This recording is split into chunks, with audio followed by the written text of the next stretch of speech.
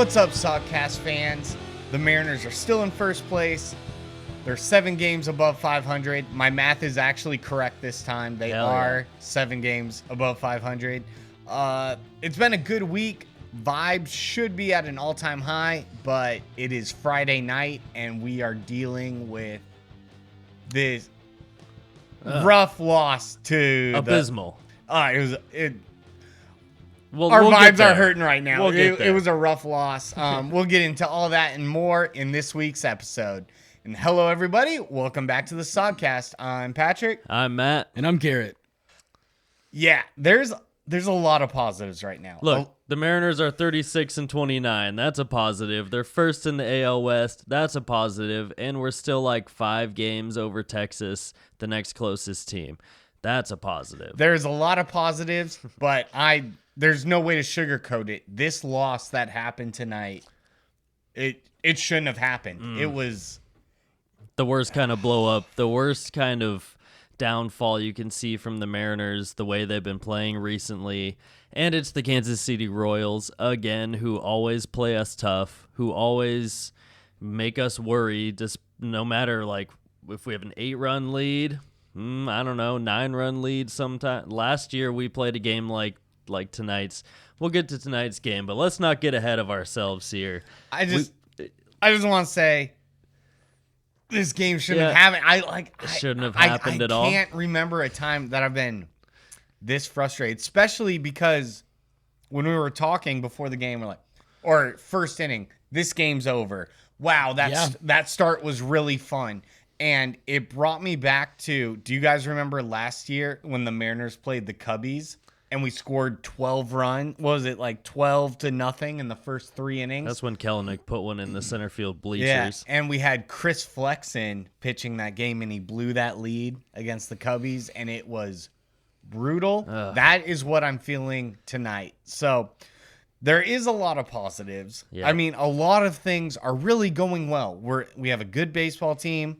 We're in first place. Multiple games over 500. Multiple game lead in the division. So it's hard not to get hung up on this brutal loss that we suffered tonight, but it's only human. This loss was bullshit. Point blank. One of the most frustrating things that has happened in quite some time as a Mariners fan. It's baseball, and it's Mariners baseball is kind of chaos ball sometimes. We say it all the time in situations where we win. Woo, chaos ball, but it goes in both directions. Chaos is chaos, and hey, losing 10-9 after having a 7-run first inning, that hurts. It hurts the worst way. At one point in the game, it was 8-0. It was 8-0. We lost that shit 10-9. So shitty, man. Yep. When the 6th inning happened, we'll get there. There's a huge momentum shift. Bobby Witt Jr. is an absolute giant on the field, and we'll get there. All right, well, the Mariners are winning. We have to go all the way back to Sunday, where they did pick up a win to cap the series against the Angels, take the sweep. A sweep? Finally. We've been allergic to sweeps. The last sweep that happened, win or lose, the Cincinnati Reds. Nice, Patrick. Thank you. Allergic to sweeps. I mean, bless you. And the Cincinnati Reds series, it's been a while. That was probably early April. But we've been allergic to sweeps, but we took one the good way. Finally. The Angels suck. The Mariners rolled all over them.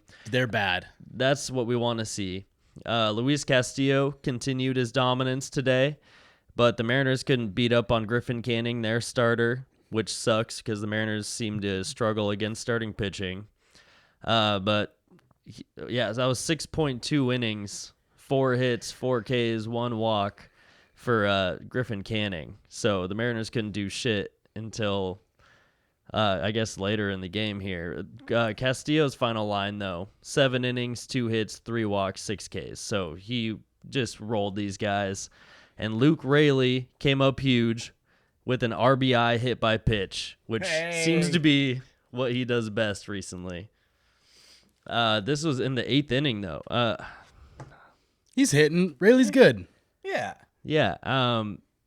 Also, he hit a home run earlier in the game here. I'm just reading the notes out of order, and I'm getting all confused here. Yeah. Luke Raley was the man in this game. He hit a home run and gave us the lead for most of the game, and then in the 8th inning came up big again.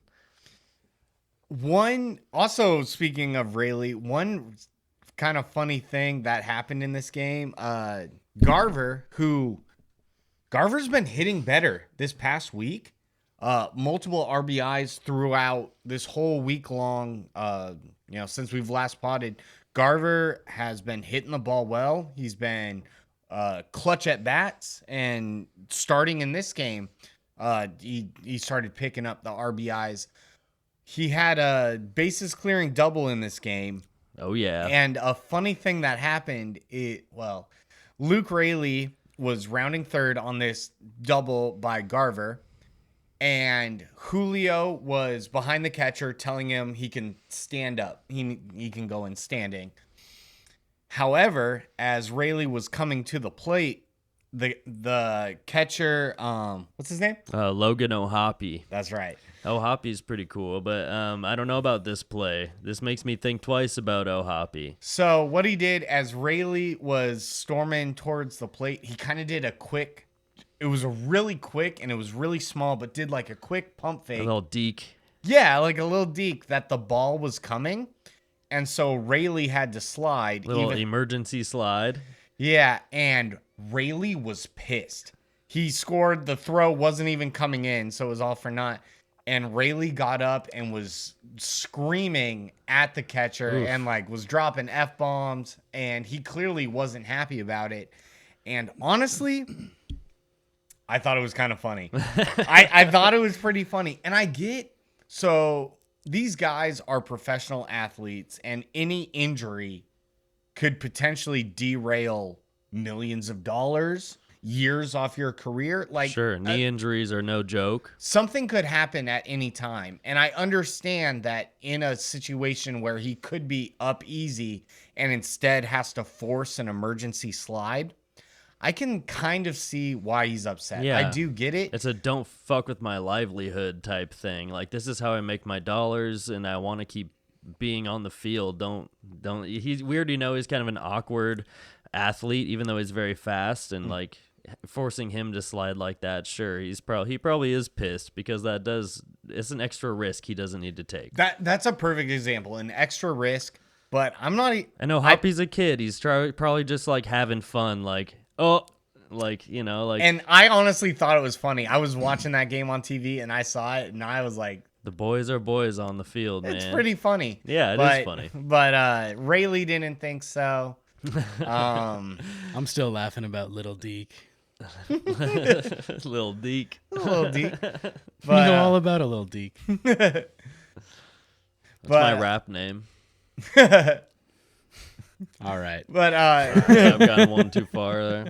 But the stretch was over. The Mariners won the game. They swept the Angels. Rayleigh didn't get hurt on the play, although he was upset. Thank God, we need that guy. Yes. And it was kind of a dog walk for a sweep. And then the streak was over. That 3-week long stretch from East Coast to the West Coast, and game after game after game. 17 games in a row in 17 days. They didn't have a day off. They finally, after this Angels game, you cap it with a sweep, and they finally got their first day off. And then I realized, I looked at the schedule after that, and they are starting another big stretch. Yeah. 13 more games. The Mariners will play 52 games in 55 days. That Right. streak ends June 17th, my birthday. That's a Monday. Happy birthday. Thank you. And so I won't be going to the game on my birthday, but hopefully I'll be going, Father's Day, to get the Cal Raleigh butt pad to replace the one I'm using now. But, the Mariners finally had a day off. They really needed it. That sweep was awesome. They won 7 out of their last 8 games, only losing that one game to Houston at the end of their 4-game series. And I was listening to the Talkin' Baseball podcast, and Trevor Plouffe said that he read somewhere the Mariners starters gave up 0 runs in the series, the 3-game series, and that's the first time in franchise history they've ever done that.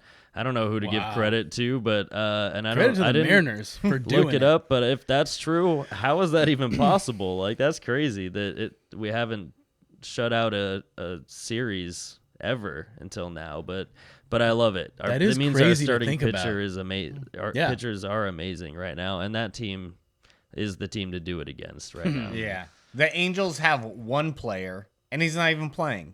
It's Mike Trout, and he has a torn meniscus. We didn't have to worry about too many players. Rengifo didn't get the best of us this time. The only Angel that I actively like is Taylor Ward. I am a fan of Taylor Ward.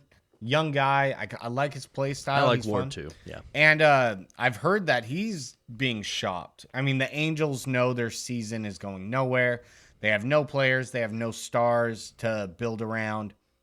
And Taylor Ward is on the block And to he should get be, picked yeah. up. And Valuable. I hope he gets picked up by a fun team where I can watch him play more. Big fan of the guy. Really like him. I don't necessarily think he's a fit for the Mariners. I know it has been discussed like, oh, Taylor Ward's a pretty decent player and he's available. I don't think he fits in on the Mariners roster. But I would like to see him go somewhere where he can be on a better team. Yeah. And then everyone else on the Angels can just kick rocks because who gives a shit? It's kind of a shit show over there. Yeah. And Mike Trout. I love you, Mike Trout. I don't care. Yeah, I like Trout too, but FMT or FMT whatever. for sure. The Mariners 10-3-1 in the last 14 series, and they were in first place for 42 straight days at that point. Shout out East Coast M's. I think they're who found that out and put that out on the tweet bot, and they're really cool. I like East Coast M's, so shout out. Victor Robles is added to the Mariners. We ended up signing him from the Nationals. Yes. And so World Series winner, that's right. Victor Robles. 2019 helped win that World Series for the Nationals, and they were a team that started out slow and made a big push at the end. He was a high-ranked prospect when he came up in 2018. And last year, he hit 299, 385, 364 in 36 games. So Not a ton of games. not a ton of games, but it And shows that- that he can still do that. And that slugging is That's to be expected. He's kind of a speed defense first guy and bat to ball guy, and home runs come secondarily to him. So what do you guys think about this move? Because I know everyone wants the Mariners to sign another big bat, and rightfully so. I get wanting that, but the Mariners also do a good job of filling needs, and it's very clear that since the Mariners have called up Class A, that they're trying to change a little bit of the team identity. They want to go for more speed. More speed for sure. And Clase is the young guy that can inject that, but he's just getting bits of experience here. And Victor Robles was a guy that we could pick up that is kind of the same profile that we could plug in that has that experience and has been there before and knows what the league is about, has faced these pitchers before. So I kind of like the upgrade, I guess. I don't know how much it's an upgrade, but it depends on what Robles can do for us, which hasn't been a lot recently. He's kind of put shit in the bed a little bit. He had probably as rough of a start to a new team as you can get. Jumping ahead a little bit, but on the Wednesday I think so. against Oakland, Yeah. he grounded into a double play to end the game. Yeah. Yep. Yep. That's That tough. was Wednesday, and that was his first opportunity to make an impact on this team. And That is not the way you get on a Mariners fan's good side. So- he's also dropped a pop-up in another game Yeah, as well. so that was the game after. So he gets his first chance to shine, grounds into a game-losing double play. And then the very next game after that, next day, he gets the start in left field. And in the first inning, pop up right to him. He's camped under it. hits his glove and pops out. Yeah, no pretty runs brutal. ended up scoring from that. It ended up being, a nothing burger. It's not the way to endear yourself to the Mariners fans. But really, like, screwing up on offense and defense, like, from the 9th inning of one game to the first inning of the game the next day, 2 mistakes on both sides of the ball. That's not really what you want to see. We got to laugh about it and move on and hope he proves himself when they come back, when he comes back here for the homestand in front of the home fans. I think that's what's really going to matter. And please stand up and applaud him. Don't boo him because of that. That's just what happens. He needs to make an adjustment.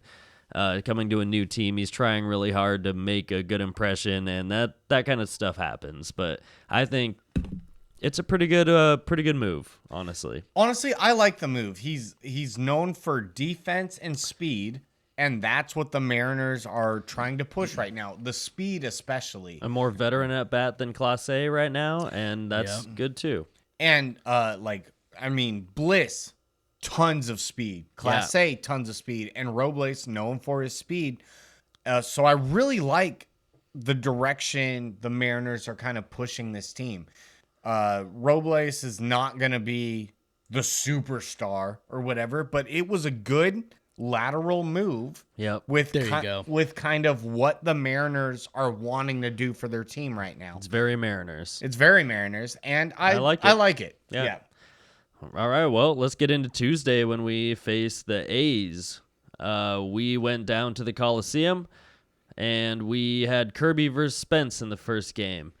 And we want to sweep this team. Like, we just came off a sweep. The A's are a team that we think we can sweep as well. The second game, we didn't hit.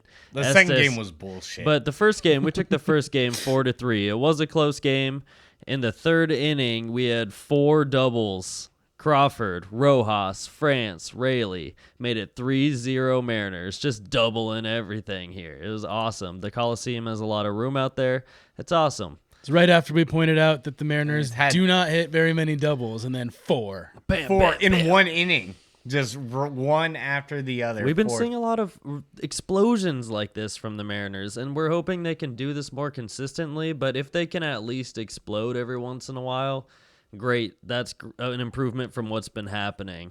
4 doubles every inning. See some consistency, Mariners. That's our expectation. Live up to it. Yo, have you guys noticed on the radio side of things, Riz says Kerplunk Yes. all the time now? Yes. Where did that come from? I have never heard it. I've been listening to Kerplunk, Mariners he makes the catch. And Kerplunk. and Kerplunk. Where did that come from? Riz is like in year 70 of his career. He's a Hall of Famer. He's a legend. And he's just like now trying out new catchphrases. I think he's been doing it for a few years, but he's overdoing it now. It's too much. He was Kerplunk. definitely doing it last year, but like say can of corn at least every once in a while. I will take can of corn. I'm a can of corn fan. Somebody else has been saying Kerplunk too. I can't remember if it's Goldsmith or Sims, but it's like there's a couple of them doing it. Oh my goodness. It's really funny. Maybe they're just really into that old Green Day album. Kerplunk. Yeah. But it's getting a little much. It's a little heavy. It's a lot of, and he's settled under it. And Kerplunk, he makes the catch. Where's that coming from, Riz? I don't know. He's just caught up in his habits, and if he doesn't have anything else to say, that's the most easy thing to say. But it's boring and it's getting overused. It's getting overused. Come on, Riz. Yeah. You're a legend. Riz it up. Riz it up. Your Have last some name Riz. is literally perfect. Like. Riz it up a little bit. Yeah. Stop saying Kerplunk. So Kirby Tuesday battled through 5 innings, 2 runs, 9 Ks, 1 walk. Absolutely dominant. 2 runs ain't bad. The Mariners, they had 4 runs already, so 4-2 Mariners late in the game. Bottom 9, Munoz comes in. Yo, what happened? I was listening on the radio. I was at work. Don't tell my boss. But he hurt himself on a collision. Was he trying to cover home? Yeah, so it was, okay. Break it down for me because I it was a wild pitch. half listened. It was a wild pitch. Runner on third comes in to score. Munoz goes in to cover. There was kind of a minor collision. It's not like he bowled him over or anything like that, but he did slide in as Munoz was running in, kind of feet hit feet, and Munoz got knocked over. A lot is happening in those moments. The ball gets by, the catcher's chasing it, the pitcher's sprinting in, the guy from third sprinting in. Everyone convenes at the same time as the pretty catcher's chaotic throwing the play. ball in there. The plate is slippery as well. There you go. And yeah, their feet kind of got tangled up. He got taken out, like fell over. And then I heard he, he was like, I'm good. Shake it off.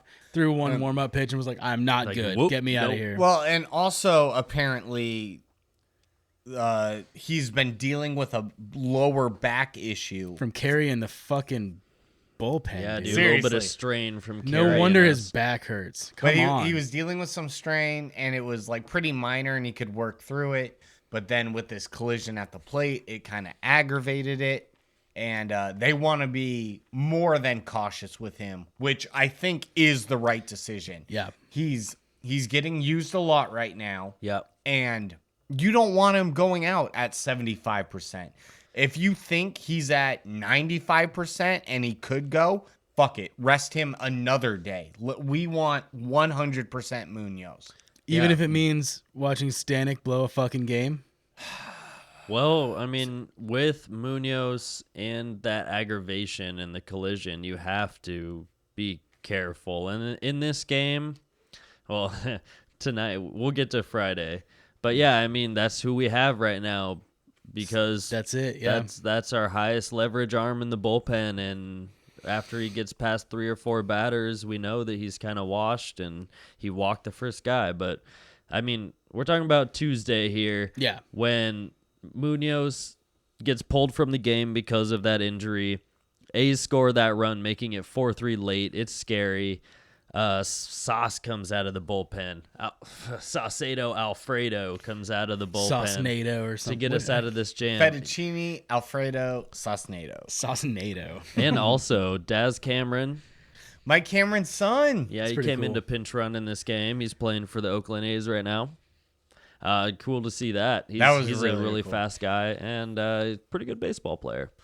But Sauce comes in, gets out of the jam. He had to face like 2 or 3 batters maybe. He did not back down in any of those at bats. I was watching the pitches and where they were on game day and what he was throwing, where they were, what he was trying to do, and he did not back down from any batter. He ended up walking one of them because he wasn't going to throw the fastball again. He's like, no, I'm going to execute this slider and get the ground ball and do what I'm supposed to do.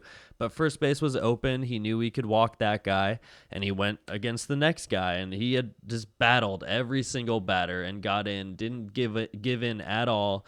And I know that he was fucking just through the roof right then. His adrenaline was like, it had to have been so high. It's so hard to keep your calm in that situation. And he got through it, and we won the game 4-3 with runners on base. I think they were loaded at that point.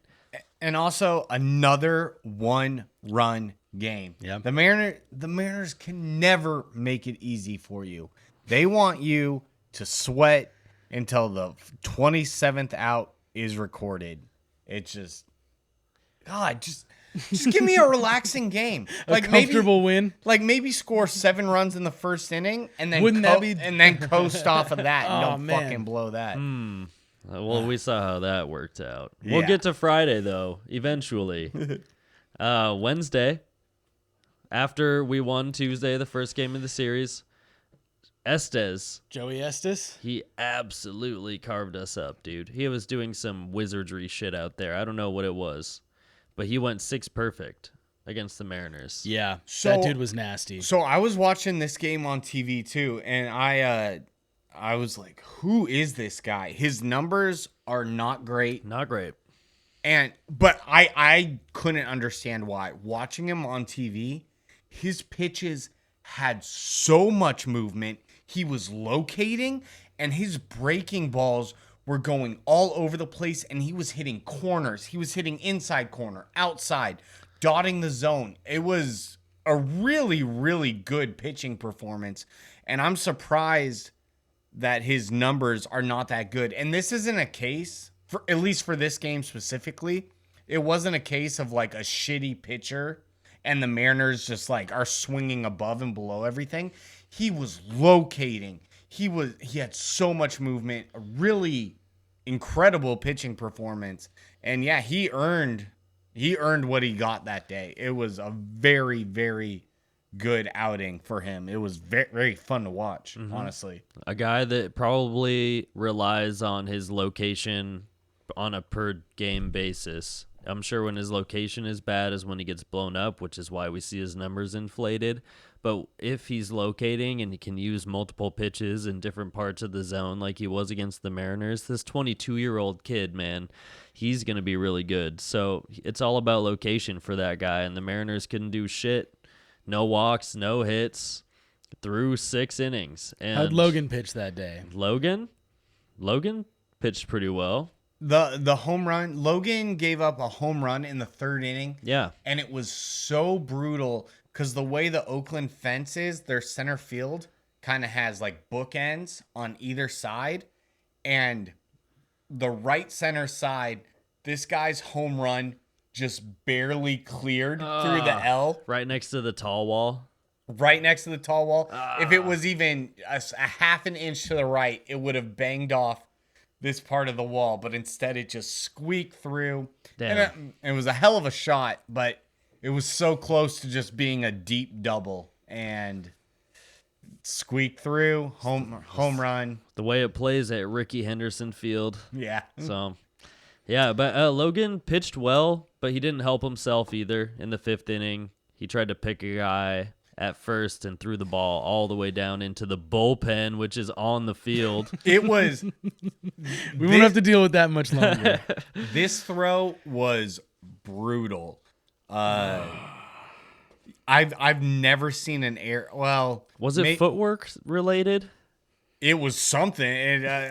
He just sailed it. He just sailed it, like straight like up AWOL Nation sail. Sail. He just like 2 Ty Francis tall. He turned. It was not even close. Ty France turned and watched it like an outfielder watching a 500-foot bomb. He's just like, what the hell?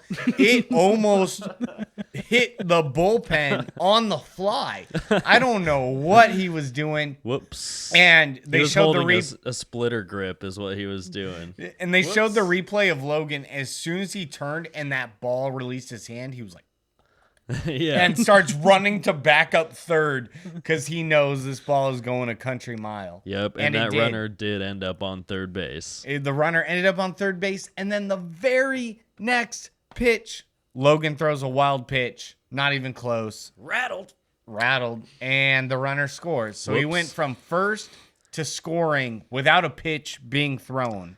Or at one pitch being thrown. So those are the only 2 runs that scored, the solo shot and the wild pitch after his throw down the right field line into the bullpen. And so he pitched pretty well, but he didn't help himself out. The Mariners lost that game 2-1. It's a bummer, man. Logan's record should be better, but dude cannot catch a break. He's getting the Felix Hernandez treatment 100%. In this game, yeah, the Mariners needed some offense, and we did get a base runner in the 7th inning. JP started off the inning, maybe the first pitch of the inning. He doubled off the wall and got this thing started. No hitter, no perfect game. That's busted. Right. But we couldn't score him. And again, we loaded the bases that inning. Let's talk about another questionable Scott decision. Let's talk about it. Yeah. We have the bases loaded. That's right. We have Luke Raley coming up, who has been hitting the hell out of the ball. He's on a tear right now, hitting home runs, hitting doubles, digging shit out. He's seeing the pitch and putting the barrel on it. What's that? Oh, he's left-handed. There's a lefty on the mound. Can't have one of our best hitters hitting because he's left-handed. I don't know. The guy that puts the barrel on the ball at a great rate. Let's put in Mitch Garver, who at this point had not turned it around and is batting in this situation, batting about 167 as the everyday DH. And well, Mitch Garver, He comes in to face the lefty. This is what we got him for. He's in an impact situation, and he gets out. He got out. Yep. We didn't do anything with the bases loaded in the situation. This is where we need this guy to shine. This is the obvious situation, and it didn't happen. Couldn't, rope a single, work a walk, do 2-1. Bases loaded. This is the opportunity we had here. Right. Dude, nothing. But it was 2-0 at that point. Bases loaded. This is when we need to do it after Estes carved us up all day. And then, hey, we went to the 9th inning. We had Mason Miller come in the 8th inning, actually, to for the last 2 outs of the 8th inning. It's not easy against that guy either. He's an absolute gunner. He can throw over 100 miles an hour, 102. He's got a nice splinker. If I'm not mistaken, Mason Miller, the Oakland A's closer, has the most pitches throwing over 100 miles per hour this year. Skeens is coming for his ass. Skeens is coming, but Skeens also has the benefit of being a starter. It's true. So Miller is coming in as a closer and is routinely 95% of his pitches blowing them are 100 plus miles per hour. And this whole game was a stinker except for the 3 seconds of Julio Rodriguez's at bat. And this was really cool. Mason Miller throws a pitch 102.5 miles per hour. And Julio hits it straight away center.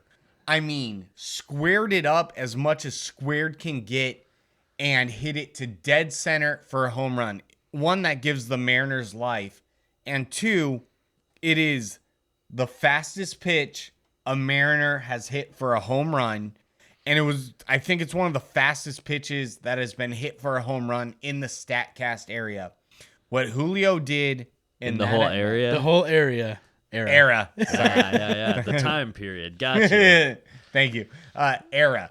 But it was crazy that, 102 miles per hour That's and sick. to rope it to dead center. It was a good battle, too. It wasn't just like a couple pitches. Julio went up there and battled him and timed up his fastball and was ready for the one at the top of the zone and absolutely smashed this thing, man. Good shit, Everyone's J-Rod. talking about Skeens and Ohtani. That was also awesome, but this is on par with that in my mind. This is the same kind of big versus big, power versus power matchup you want to see. And that should be a highlight that's going everywhere. Maybe we'll, use the Twitter sometime and actually tweet a highlight. I'll try. Maybe. I'm trying sometimes, but, that's the kind of shit that we need to spark the offense in the 9th inning, which is the Mariners late in the game. You never know when they're going to turn it around, but that was what we needed. I felt it. Yeah, when man. that happened, I thought maybe.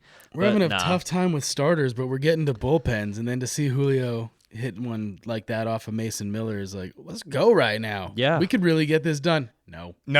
We did get a runner on base, and then Robles ground into the double play, which ended the game, which we mentioned before. It's really hard to even get the bat on the ball. I'm glad he did. He hit it pretty hard, but straight at the shortstop, and the game was over.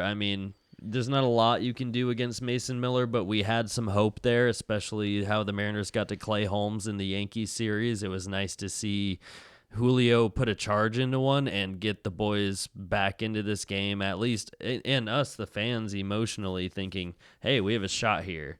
But nah, we lost game 2-1, because offense sucks, and Estes carved us up. There's also a bit of a pattern developing now.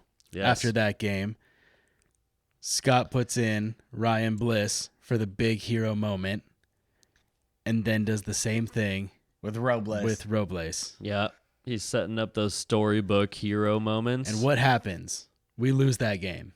We lost both games. No, the Bliss one we ended up winning, thank God, because Did we? Yeah, we didn't have to listen to Scott explain himself. I think Right, we went into extras right. and ended up winning. Oh, And I was yeah, like, you're Scott, right. I was like, Scott's so fucking lucky we won that game, so he doesn't have to explain himself about risking it That's for the right. blisket. But because I took a in our notes here, I was like, is Scott playing hero ball? And I know for the Bliss one, he 100% was, because in his post-game interview on the Bliss one, he's like, well, you want these young guys to come through in those moments. How cool would it have been, though? It would have been dope, right? And it's like, yeah, it would have been. Luckily, they won. They get to gloss over that question and move on because he didn't get too in depth. He did very much lollipop answer that question. Like, We're here's here the sweet calling part you of the out, answer. Scott. But Divish, I think, is the one asking these questions that are like, hey, Scott, by the way, we know if this didn't go well, you would be on the hot seat right now. Scott's been here for fucking 9 years now. I couldn't believe, 9 years? No wonder we're tired of this guy. Like, we've won so many one-run games, and he's made bad decisions here and there, but like, we're just tired of him, so we like to give him shit all the time. But honestly, we kind of have to stick by him. It's not like he's getting fired mid-season on this run to do something different. So we kind of have to stick by his decisions. I don't like how he's talking to the media recently, and I'm just kind of tired of Scott. I just hope that we can get into the playoffs and make a deep run finally. And even 2 years ago, I think Scott should have won Manager of the Year in the AL, and we were calling for it. We were. And at this point, things are a little different, but we move on. And we keep rolling. We keep winning series. We do. The Oakland A's, we couldn't sweep them, but we take 2 out of 3 and win a shutout game on Thursday, 3-0. Brian Wu continues his absolute dominance of the American League. This is his 6th start. Oh my goodness. This dude, another shutout. And he has the lowest ERA in his first 6 starts of a season for any Mariner, besting Randy Johnson right now. Brian Wu is the boy, my boy. He's on my fantasy team, and I love Brian Wu. Also, I've been thinking about this about Brian Wu a lot. Brian Wu? Brian Wu a lot recently. But the fact that the Mariners hung him out to dry on his very first start. Do you guys remember that shit last year? Oh, yeah. Against the first place, red hot Texas Rangers in their stadium. The Mariners are on the road, and we're like, oh, Brian Wu, this guy from Double-A, sure, you can handle this squad. And he got pieced up in his first major league start, and rightfully so. That offense for the Rangers was firing on all cylinders. Was that Brian Wu? That was Wu, man. That was Wu's first start. For some reason I was thinking that was Hancock. Did we do that to both of them? Quite possibly. I think we did. I don't know if it was the Rangers per se, but we. Wu definitely came from Arkansas to Texas, from Double-A to I remember that. in Texas. Yeah, we talked about how absolutely close it was to shelled. Arkansas. I remember that. And I thought it was. Oh, who's the guy who's not Emerson Hancock? Oh yeah, that guy. We always forget. I even looked him up recently. It's not Tommy Malone. It's the other guy. Oh, Tommy John after his one start. Yeah. Can we figure it out in real time without looking too stupid? Nah, We'll figure. I'll keep it in the back. The last time I saw his name, I was like, I can't forget this guy. It's kind of a cool And name. I did. Yeah, All right, yeah. I'll look it up. We'll get him. You got I'm on it. Continue. Thursday, the Mariners Brian Wu. were awesome, okay? The Mariners, awesome. Shutout. That's what we need. Brian Wu, sick. Was there any moments in this game where we thought we were going to lose? It was 2-0 most of the game. Garver put on a solo shot in the 9th to top it. Oh, one exciting moment from this game. Cal with a straight steal. Right. Yes. He was smiling his ass off at second base. And His not only was it a catcher doing a straight steal. So you always see the non-speedster guys getting maybe a stolen base or 2 stolen bases in a season. Easton McGee. McGee. Thank you. That's the right one. But you'll see these guys like Nelson Cruz had a stolen base for 9 straight years without getting caught. But usually what happens in those situations is it's like a double steal or kind of like a miscommunication or something that the runner is able to jump. This one, no other runners on base. Cal is on first alone with a lefty staring right at him. And he pulls the wagon. And he read the pitch windup. He knew his rhythm perfectly at this point. Yeah. He knew when he'd come set, how many little like adjustments he makes, and when he goes. He's not expecting Cal to go, so he's not trying to throw him off with his rhythm. He's seen a couple pitches. He knows the rhythm. He knows he's going to be long to the plate with his big leg lift, and he did. Big leg lift, kind of a high pitch, a good pitch to throw him out. The catcher didn't get the best throw off, and Cal slid in perfectly, stood up, and luckily the throw wasn't close because Cal kind of did that like pop-up slide where like they hold the tag on him and get the out by the super slow-mo. But no, Cal slid in there perfectly, popped up, smiling. This is what we want from Cal. Cal's faster than some guys, man. He's faster than Kyle Seager. He's like just under league average in sprint speed. Do you guys remember? Or 50%, I guess. Just under half, yeah. Do you guys remember a couple years ago when Kyle Seager was still a Mariner, but he was really pushing to let him steal bases? So the Mariners gave Kyle Seager free reign in spring training, and he tried to steal like 4 different bags and got thrown out by 10 feet every time. See, Kyle. And they were like, Kyle, this is why you don't have the green light to steal. And he was like, yeah, you guys are probably right. But Cal doesn't have that issue. When he's got his chance, he takes it. He is now 2 for 2 in career stolen bases. That's what I'm talking about. And he stole his last one like 2 years ago.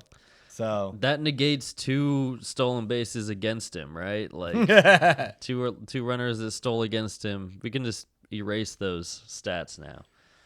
And he scored, so yeah, and he scored. That Garver helps. ripped one to left, and he scored standing up. And it was a pretty hot shot right at the left fielder, and Cal was cruising around third and scored standing up too. That was sick. So the Mariners won another series, and that's what the Mariners need to do against the teams in our division. We took care of business against the Angels. We took care of business against the A's, and we go into Friday against the Royals. Oh yeah, real quick, Munoz, he threw a flat ground session and felt good. Fist bumps and butt pats all around after this session, apparently. So that's good news to hear that Munoz is still he's gonna be dealing with that lower back issue, obviously, but that he thinks he's going to be able to pitch this weekend, probably. So that's good news. that's great news. The Royals, I hate the Royals, man. You know what? I like the Royals. I mean, I love the Royals. Kansas City and the Royals and the Mariners are kind of sister teams, in my opinion. They're kind of like low-key rivals, but the fans are kind of the same. We're kind of like we're the same people, and they're the toughest fucking team since like mid last year. they play us very well. They do. Well, what happened? Well, you would think for any of you guys that didn't see this game, Catch a replay. It was awesome. just watch the first inning. It was a fun game. The Mariners scored 7 Not. runs in the first inning. Mitch Haniger hit with the bases loaded, hit a bases clearing double Yeah, that scored 3. Mitch Haniger. Ryan Bliss got his first career home run, Let's Yeah. go. That's what we're talking about. Ryan Bliss. hit a 2-run shot. It was like 420 feet, too. Yeah, he launched it. Robles had an RBI double. The Mariners scored 7 runs with 2 outs in the first inning. That's even crazier. It's Two a outs, very so not what? Mariners thing to do. It's a very not Mariners thing to do. 2 outs, so But- what? Soda Mojo, baby. Yeah. What is this, 97? Come on. Yeah, no, 2 outs, scoring 7 runs in the first inning. I don't think we've scored 7 runs in the first 3 innings in any game this year, maybe, but yeah, this is a rare occurrence for the Mariners. I love that. We jumped on them early and we jumped on them often, and vibes were at an all-time high. Mm-hmm. And I didn't say anything in the group chat when we were talking about how this game is over. I didn't say anything. But Yeah, put your hat down, Garrett. in the back of my mind, Yeah, don't even talk about this in this segment, Garrett. I thought about the Chris Flexen start last year against the Chicago Cubs when the Mariners were up like 12-0 You jinxed us, Garrett. in the first 2 innings. And I All thought right, come on. I'm sorry. it's a but I That game was fucking over, It's man. okay. It was. It's not your fault. It's not your but fault. I was thinking about the Flexen start last year against the Cubbies. We were up like 12-0 in the second inning, and Flexen fell apart. And by the 5th inning, the Mariners were losing. This one was almost worse because it took longer for us to fully blow the fucking lead. But best be sure, we did blow it. It started with them piecing a few runs together. 4th inning. The 4th inning. It And was then basically again, a grand slam, honestly. Like, they had the bases loaded, I think, and there was a ground ball where we got 1 out, maybe. It was like a fielder's choice RBI, and then they hit a 3-run bomb, so it basically felt like a grand slam. They cut the lead in half. That's that big momentum shift you mentioned earlier. yeah. And then again in the 6th, they just started tacking on more runs, and that Bro, momentum shift was I wanted crazy. so badly to come in to the recording of this being like, whew, the Royals sure did make it interesting, and I got to give them credit for that. And then I was like, it's not that interesting. I just sucks. It was bad. I just knew as the game was wrapping up, and I was like, oh shit, vibes are gonna be at. It's like a Warped Tour concert, all time low, you know. It's my favorite band to see at Warped Tour. But Fucking check yes, Julio. honestly, what is there to say? This loss should not have happened. The Mariners are playing good ball. We have Really a good team. Our bullpen going into this game, the Mariners were the last team in baseball to not lose a game after leading after the 7th inning. The Mariners were the only team to not blow that. And in a picture perfect world, they'd go the whole season without fucking that up. But that's baseball. It happens. Let's not lie. Our bullpen has not been as good as we thought it would be. Nope, not at all. Fettuccine Alfredo Saucedo has been fucking up. Saucedo. It's been bad. He gave up the grand slam coming off of his injury. Yeah. And then got blown up today. He came in a rough spot. Bryce Miller fell apart in the 6th inning. He had the bases loaded, no outs. And honestly, that Scott pulled him. He gave at the right time. He came in earlier in the inning, or they went and talked to him earlier in the inning, and we're kind of like, okay, if this guy reaches, then that's going to be it. And yeah, they pulled him. They let him know. They pulled him. They gave him his opportunity to get a double play. They ended up like double stealing, and then he walked a guy, and it's like, well, shit, man. Like, they stole, we can't do much about that at this point. We got to pull this guy. Yeah, and I think It was the right call. In this case, I think Scott pulled him at the right time. He did. Me too. You give him enough time to try to fight out of it, and we had enough of a cushion that if the trouble continued, okay, we can pull him before too much damage gets done. I liked Scott's decision here. We put in Fettuccine Alfredo Saucedo, and immediately, what was it, a 2-run double. Yeah. And then next batter after that, another RBI single. Just like that, all 3 runners that were on base contributed to Miller had now scored. Yep. Yeah. Had now scored. So that goes against Miller's ERA. 7-9 Royals. 7-9. 7-9 Mariners at that point. And we still had a couple run cushion, which is crazy. Yep.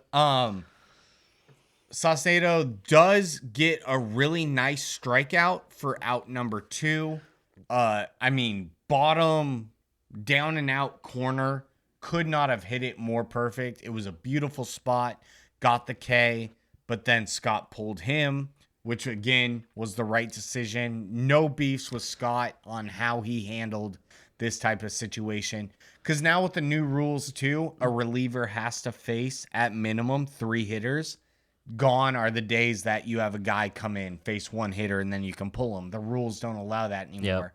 So gives up 2 RBIs on the first guy, gives up another RBI to the second guy, strikes out the third guy. Now you can pull him. Thornton comes in. Again, no problem with Scott's decision here. No, that's what you do. Because you have to wait for that third hitter and pulling him. Even though he did just K up the last guy, it was clearly Sauce didn't have his stuff tonight. Get you a have fresh to pull arm. him. You have to pull him. So they bring in Thornton. And he held it down. he did. Mm-hmm. So we kept our lead, right? Yep.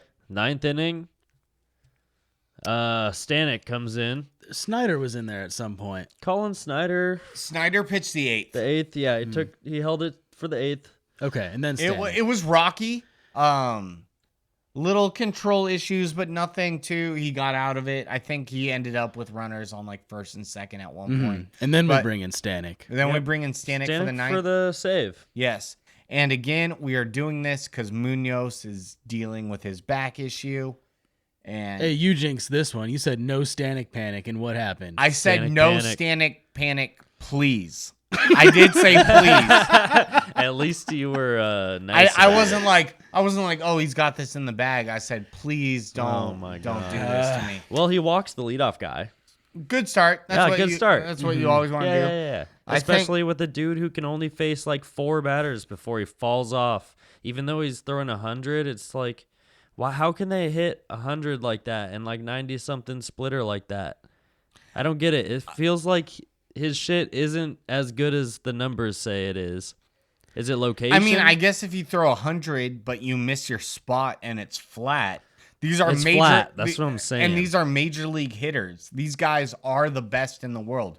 It doesn't matter if it's 100. He doesn't have that I mean, movement. Julio proved it doesn't matter if you have a pitch that's 102.5 miles per hour. These are major league It hitters. just seems like it happens to Stanek more often than not. He's gotta be with flatter. that velo. Like, it's got to be so easy for the batters to put the bat on the ball. They know the velo's coming, but the movement isn't that good. It's got to be that. Well, I think the problem is Stanek can't paint. He's Yeah. not hitting corners. So he's either trying to beat you with 100. It's an obvious ball or an obvious strike, so you know what to attack. Exactly. And his obvious balls are obvious. But seriously, I mean, I've never seen Non-competitive balls. I've never seen a pitcher bury more pitches in the dirt constantly.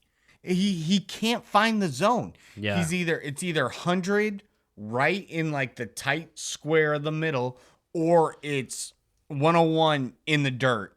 100 up and out. Like he can't locate. Well, shit. And they feasted all over Stanek. They did. Yeah. Bobby Witt Jr. came up with runners on. I like Bobby Witt two Jr. two runners on. I don't like when he beats the Mariners. He ripped. He's great. He's so fucking good. He's fun. He's so electric, man. So he rips one down into the left field corner, scores 2 runs, puts himself on third base. It's a triple into the left field corner. What is Luke Raley doing out there? How does it take so long to get that ball and get it into fucking third base? Bobby Witt's so fast. That's the Well, thing. one- That's one wait- thing. Is Yeah, like, that is holy one. shit, he's taking this game into his own hands right now. Well, Witt is fast, and also this scene we've seen it happen in Canzone the way back at the start of the season. Canzone's first start in left field when he hot dogged that Yeah. play, Oh, yeah. and it led to a triple. Raley did the same thing here, and we love Luke Raley. He's great. I like him out in the field, but it was the same thing. He was watching the ball go into the corner, and he's playing the corner, The like carom. for it to pop out to him. And he, in that situation, as a major leaguer with the game on the line, you need to know that you have to crash that ball. Yeah. You can't. It's Bobby Witt Go get it. Jr. at the plate. You can't just wait and sit there and wait for it to roll to you.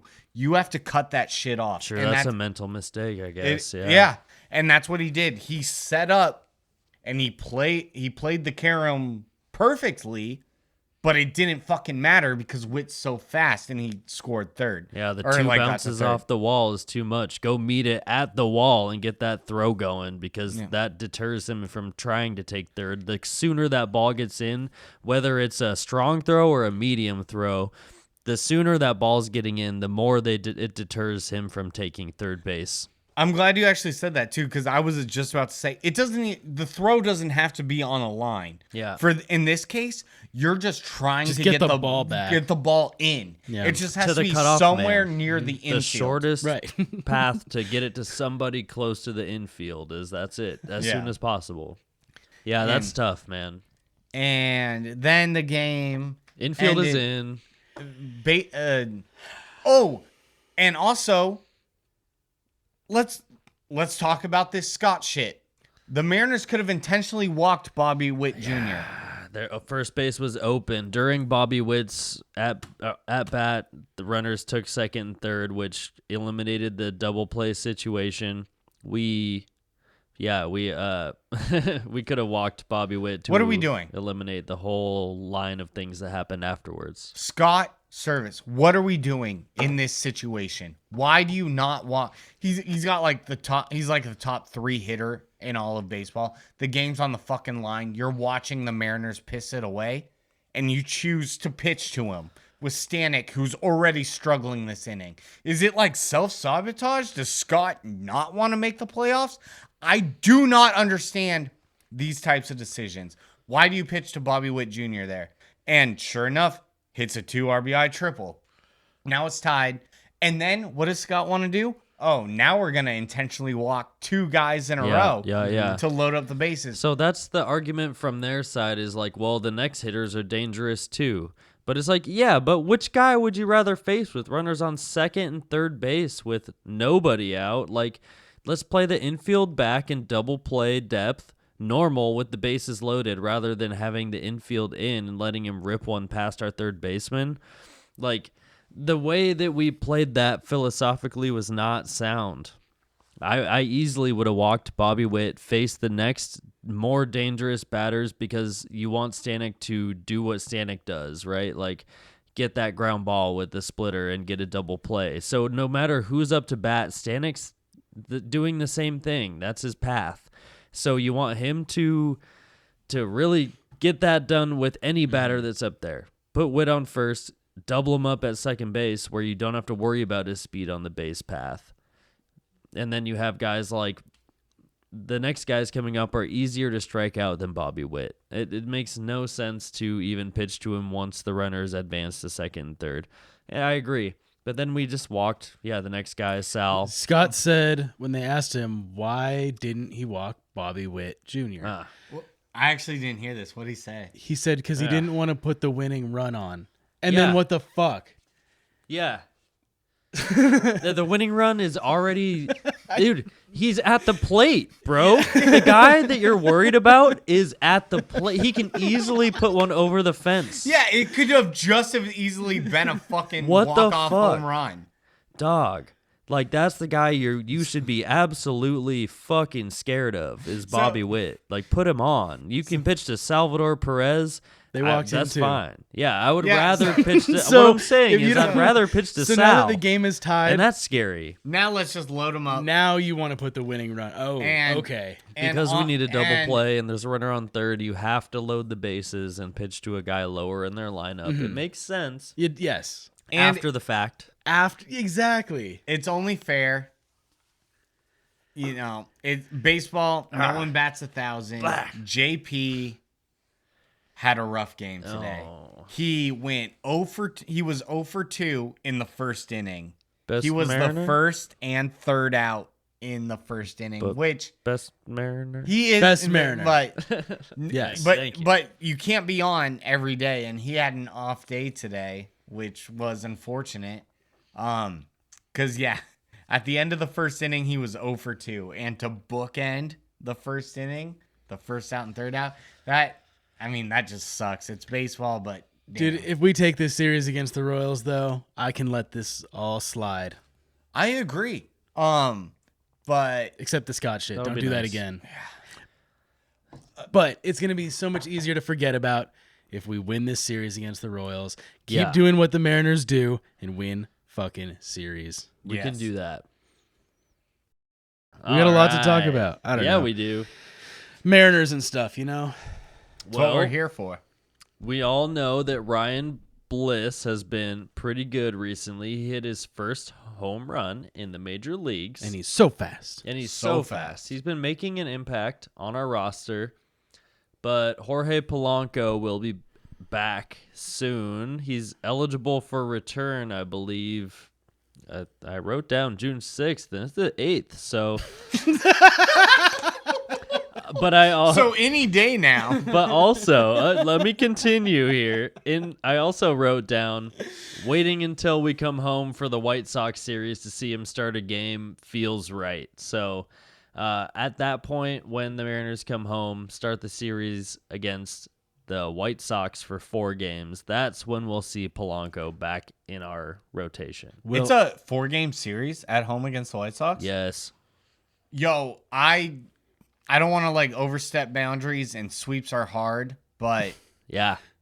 a 4-game at home, if you're a player, you got to take that 4-game sweep Yeah. against the White Sox. And then we got the Rangers for 3 after that. So it's kind of a flip-flop. But yeah, we have to take at least 3 out of 4 against the White Sox. They have Last like 15 time wins. I saw the Mariners play the White Sox last year, we got schooled by the White Sox. Benintendi had our number, and Sebi Zavala true. was the catcher. I went to the day game, and who's the outfielder you just said? Benintendi. Benintendi had our number for sure. He was slapped some annoying. doubles, slapped a homer and a double, and absolutely wrecked us during a day game to take the series. It sucked. As long as we don't run into Garrett Crochet, like the lefty pitcher they have, and then we should be fine. But we might run into Crochet and be in trouble. But if we take 3 out of 4, that's great against the White Sox. But having Polanco back means we'll be at full health. Canzone was on the IL for a bit. He's back. JP was on the IL for a bit. He's been back. Brian Wu was on the IL to start the season. He's been back, and he's been back in a He's so fucking back. great way. Polanco being back means we'll be at a full health offense. Added Robles, and Bliss will probably be optioned when Polanco comes back. And then the obvious 0 on our roster is Sebi Zavala, the only guy that doesn't contribute. Yeah, with Mitch Garver starting to catch every once in a while. How many weeks ago was it that I said slap the pads on Garver? And you guys were like, Probably 5 weeks ago, 4 weeks ago. I just want to say, I called it. You fucking called it, Garrett. Is there anyone who doesn't think that Mitch Garver should be the backup catcher? I think he should be the backup catcher. So I was on board at the beginning of the season when they wanted him to be our everyday DH, and they were open. That was the plan, and I was with it. Yeah, that I was was the with it direct too. route for them. That's what they were saying. But now it's clear that, and let's be real, Garver this past week Oh, yeah. has been hot. He's gotten a ton of RBIs. He's gotten some clutch hitting. He's been better. He's hit breaking balls. Yeah, let's hope he's turned it around and he's got it all figured out. But also, he kind of wants to catch. He likes to catch Kirby. Kirby. Thank you. But he was okay with taking a step back and saying, like, I approve of my role as just like DH. If you guys don't want me to catch, I don't want to catch. But lately, it's been clear that he does want to catch again because he asked to catch against George Kirby, and he did. He caught a half game, and he did fine. But yeah, like, what is Zavala bringing to the table?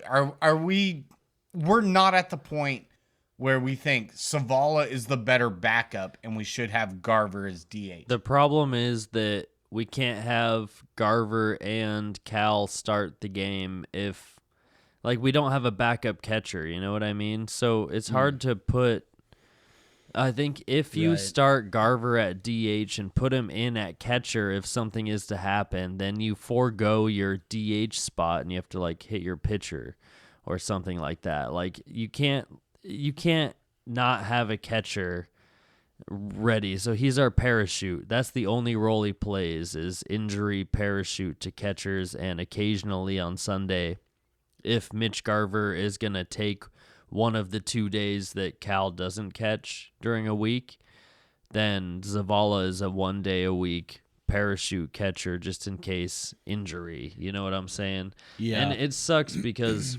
Well, let's go get Omar Narvaez back or something. yeah, right.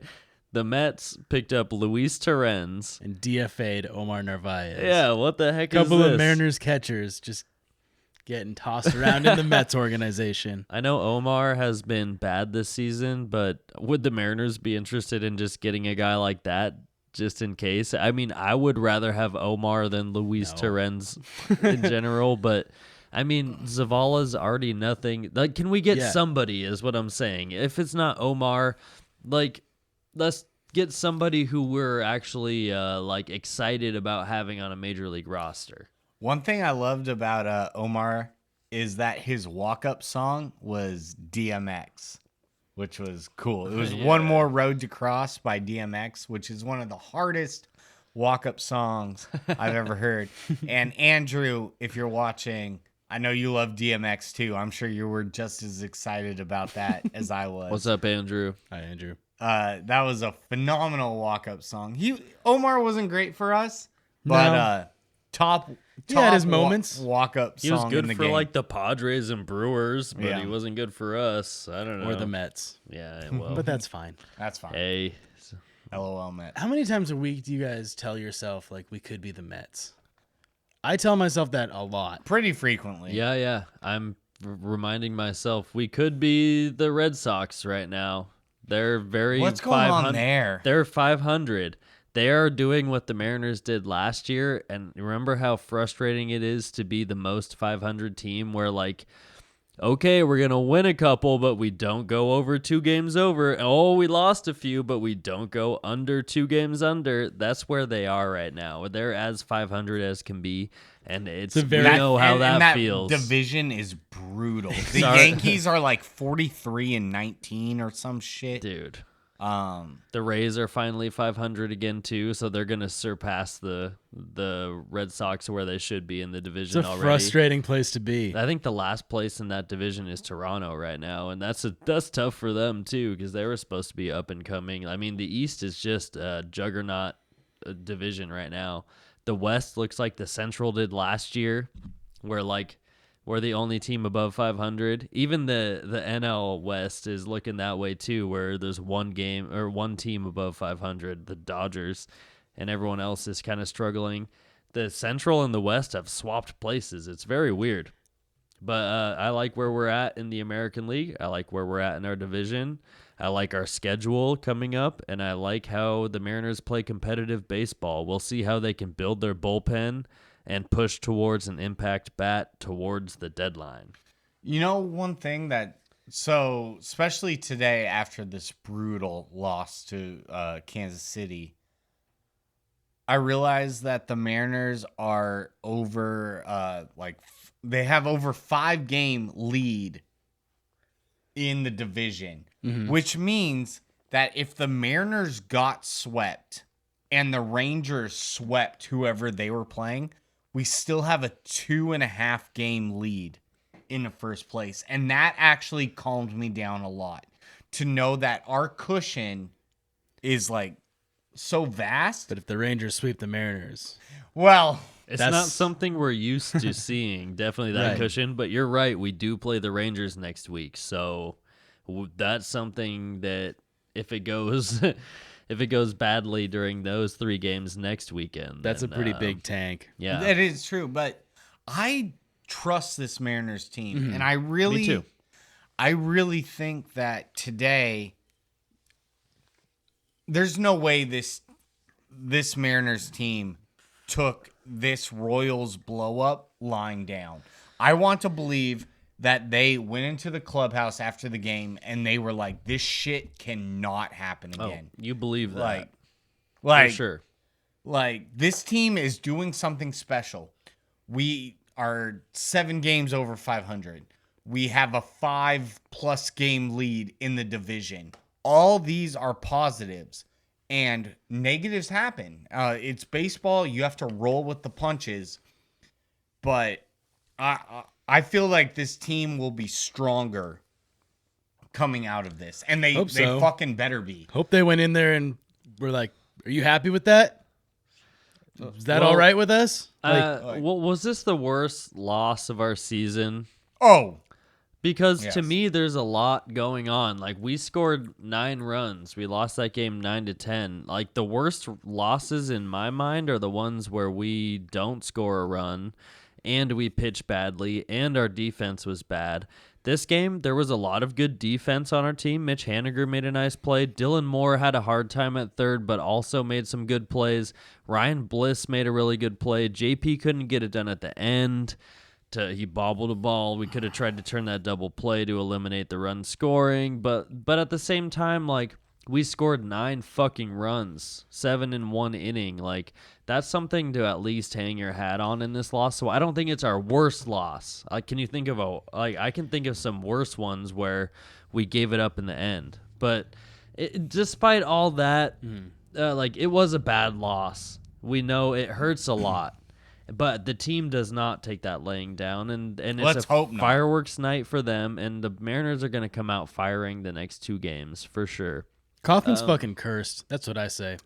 and let's be real. If the Mariners take the final 2 games of this series and they win a road series against the Royals, the first game will probably leave a little bit more of a footnote in people's minds because it was such a brutal loss. Yeah. But if you take the series, that's a good way to make people forget, So It's a prove-it series for both teams, and it's a tough, like, we're that. the head-to-head matchup is so even that, like, both teams could take this series. Whichever one comes out on top takes it, but I don't think it's going to be a sweep either way. Obviously, we can't sweep it now, but I think the Mariners will take 1 or 2 of these next games, and I'm not too concerned because we go play the White Sox, and I'm not as concerned about the Rangers because we've been playing our division well.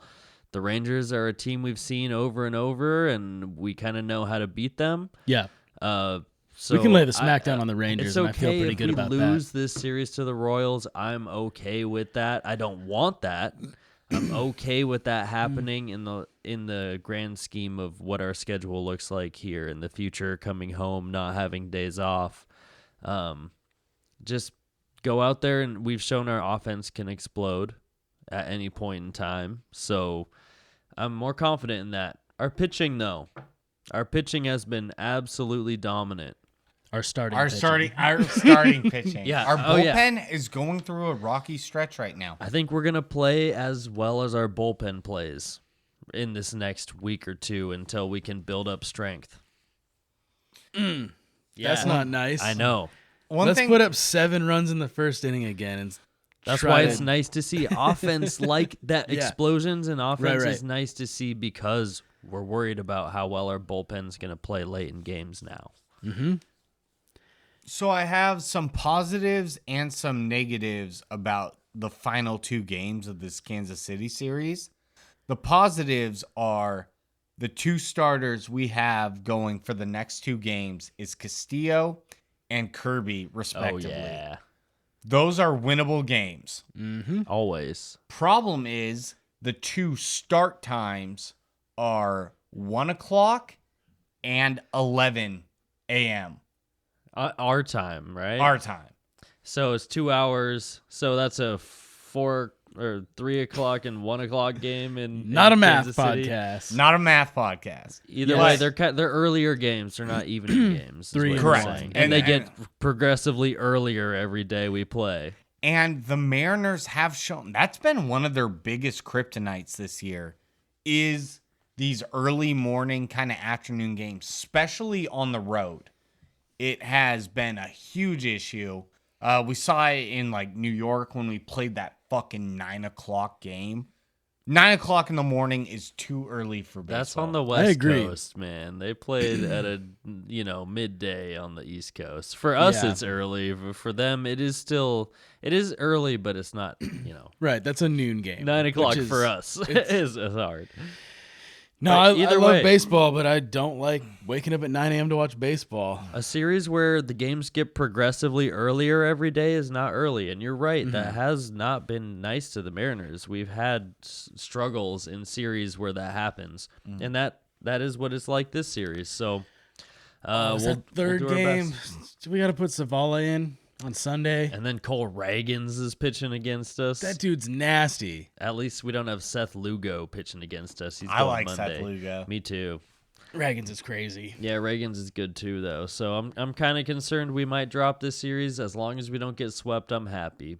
But Castillo, Okay, though, yeah. I'm going to get into our starting pitching real quick. Go for it. Well, I want to point out how dominant they've been over their last 7 starts. That goes back into like their last start in April through their first start in June. Luis Castillo has been super good. I think he's been our best pitcher. That's 430 to 6.2. Outside of Brian Wu.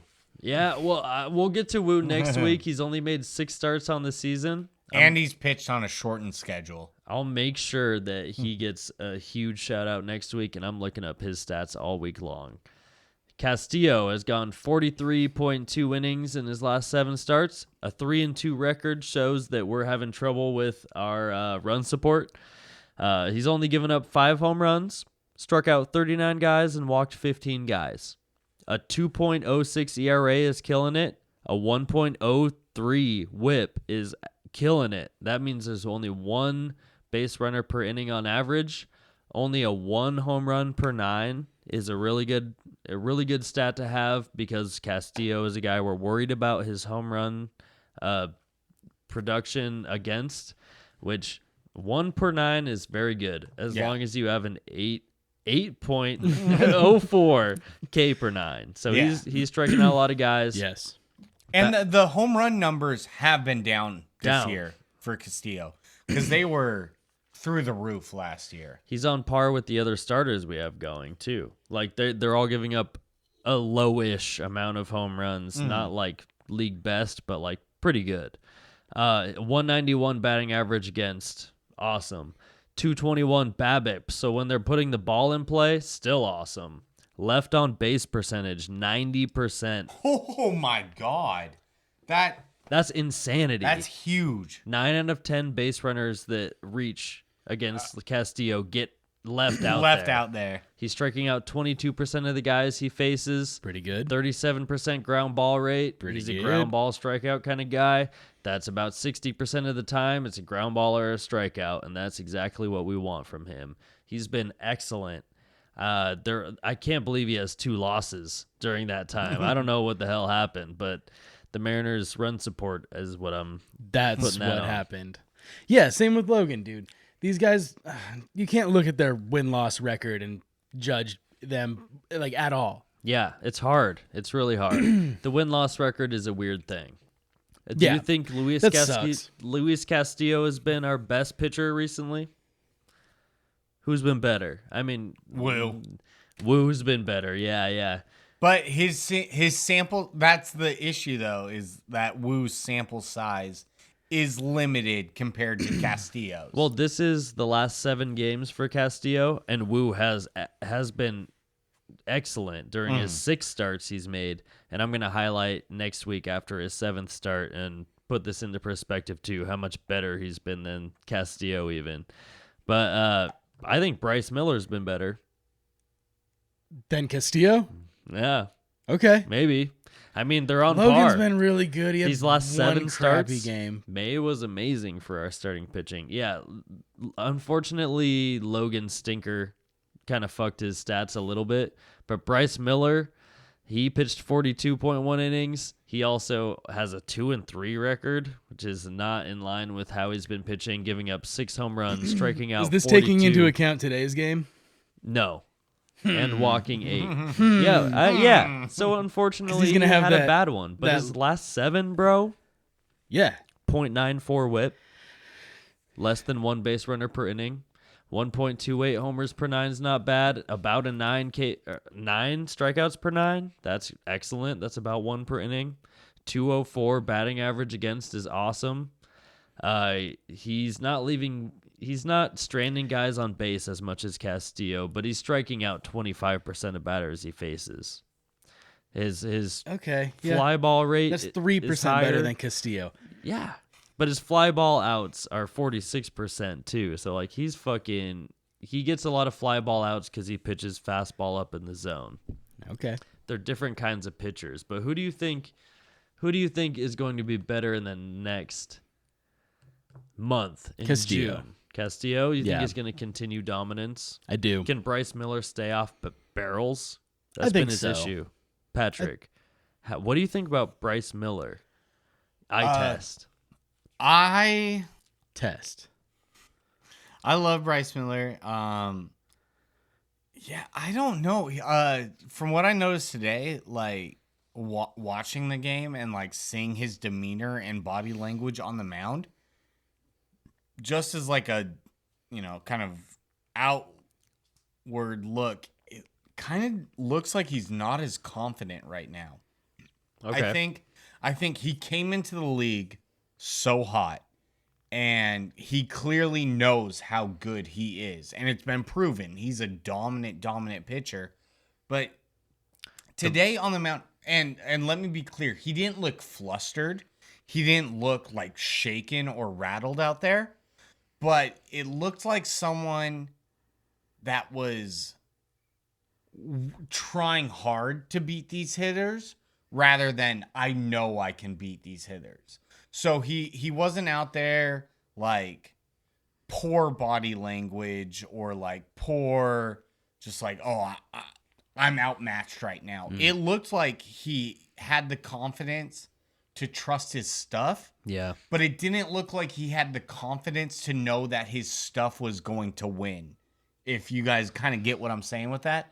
And that's kind of how I feel about Bryce Miller, is that if he just gets a little bit, if he has a couple more starts under his belt this season that he's like dominant, I feel like we'll get that stone cold killer back. Me too. But right now he's going through a little bit of a rough patch, and it's clear that it's getting to him a little bit. He's not letting it overtake him. It's not even that bad though. And it's not that bad. It's just the Mariners pitching is so damn good that any minor slip-ups looks way worse than it actually is. I think you kind of hit it on the head when you're saying like he's not as confident. He loves his stuff, but the more his stuff gets hit around, he gets a little bit like man, like my stuff is so good. What the hell? And like some days that's gonna happen, and he will be dominant. It's just as much as he can stay off the barrel, the better. And that's the tough part for him because he's a fastball up in the zone kind of guy. He might leave more mistakes over the heart of the plate that are hittable, and that's an issue that he needs to work through. But he knows how good his stuff is, like you're saying. So we will see another stretch where, I mean, hopefully this is only a one blow up because his last 7 starts were amazing. Hopefully he has another 5 or 6 that we can rattle off in another month or so. Yeah. I like what he's doing, but he will leave the ball over the plate and let his pitches bleed over the plate and get punished for it a little bit.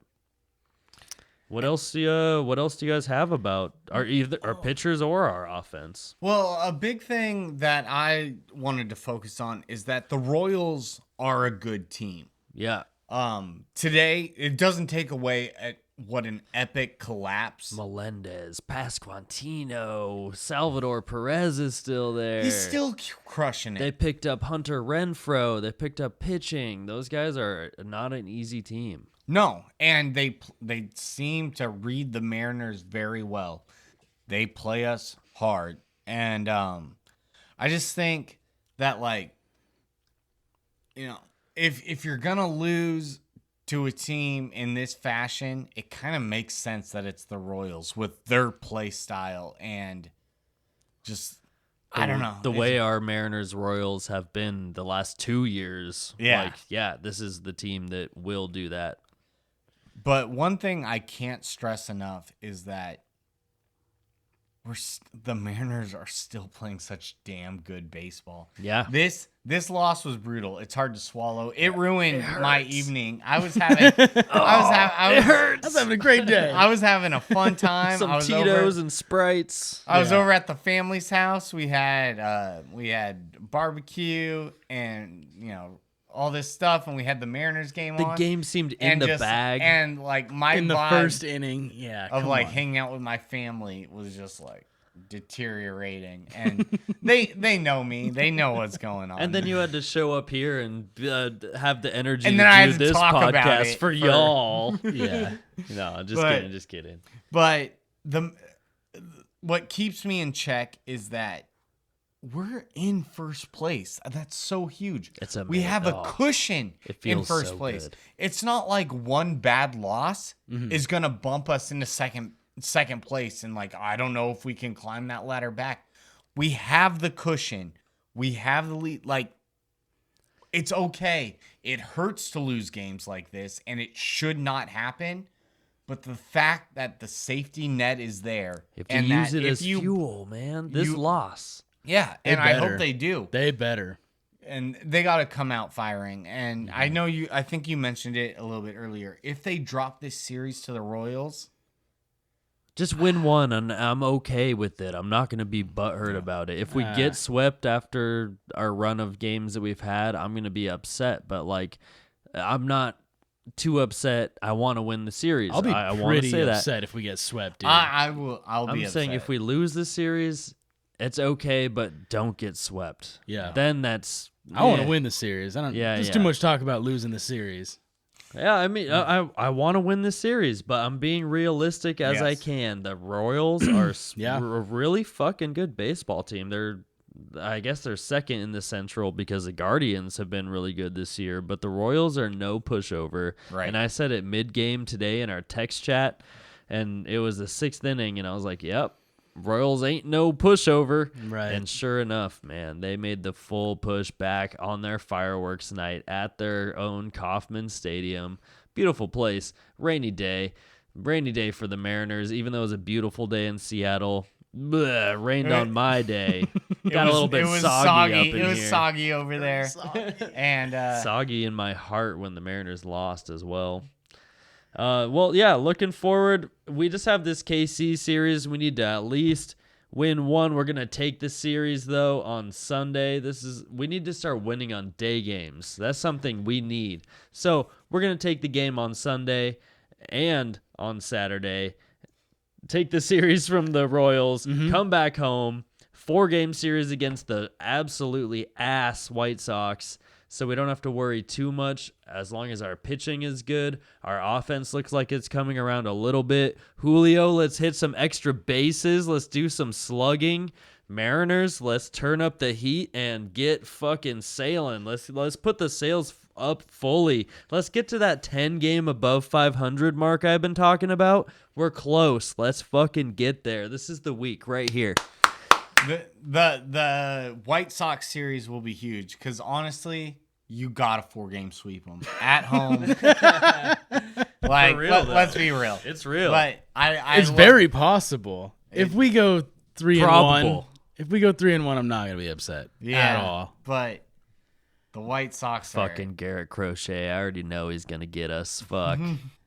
No, but for real, though, this is it. This is the Yeah. Mariners' time to really bury the rest of the West. and they need to take this loss and use it as a leap pad and be like, this shit cannot happen again. If this team is the real deal, if they want to push for the playoffs, they cannot let another mistake like today happen again. Those games have to be put away. And sure, you can come up with the excuses of like Munoz, The bullpen. the bullpen, like Munoz being hurt, this crazy stretch of 52 games in 55 days. The excuses are reasonable, and I do understand it, but you cannot let another game like today happen again for the rest of the season. No, I agree, man. Yeah, everyone agrees. Niehaus, Larry, JP, all our boys down here. Hey, like and subscribe our video. If you're watching on YouTube, if you're just listening, we have videos if you want to watch us sit here and talk to you. If you It's fun. You want to see, I have worn a new Mariners hat. I hope you noticed. I have not repeated Mariners gear This guy. since we've switched to video. So It's pretty come in- impressive, honestly. So come check out what new gear I'm wearing each week. And yeah, thank you all so much for being a part of this, following us. Thank you for following the Mariners. We have so much fun doing this week in and week out. They're and the best, man. And we'll be back next week with hopefully nothing but good news. And if we were a little bit pessimistic today, it was well warranted. Because we got shit stomped Because earlier. that loss was brutal. But don't forget, the Mariners are good. They're They very are good. good. Go see We're in them. first place. We're happy. Nothing but good things. Good vibes only. Thank you all so much, and we'll be back next week. And Go Mariners!